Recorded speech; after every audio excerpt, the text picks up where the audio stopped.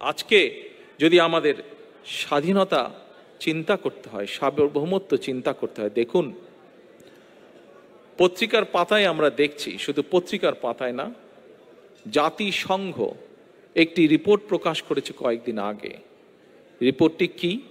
রিপোর্টটি হচ্ছে বাংলাদেশের 43% মানুষ ঋণ করে প্রতি মাসে সংসার চালাতে হয় তাদেরকে।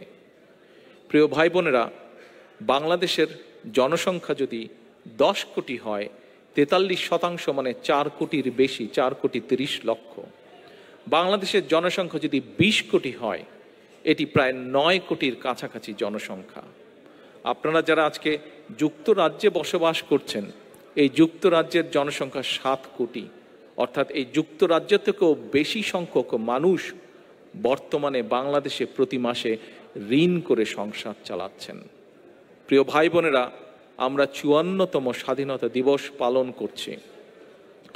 54তম স্বাধীনতা দিবসে এটাই কি আমাদের অর্জন যে দেশের অর্ধেকের মতন জনসংখ্যা প্রতি মাসে ঋণ করে সংসার চালাচ্ছে? প্রিয় ভাই বোনেরা, আমরা উন্নয়নের অনেক গল্প শুনি। এই যে 8-9 কোটি মানুষ যারা ঋণ করে সংসার চালাচ্ছে, এই মানুষগুলোকে যদি উন্নয়নের কথা শোনানো হয়, তারা কি সেগুলো বিশ্বাস করবে? তারা সেগুলো বিশ্বাস করবে না।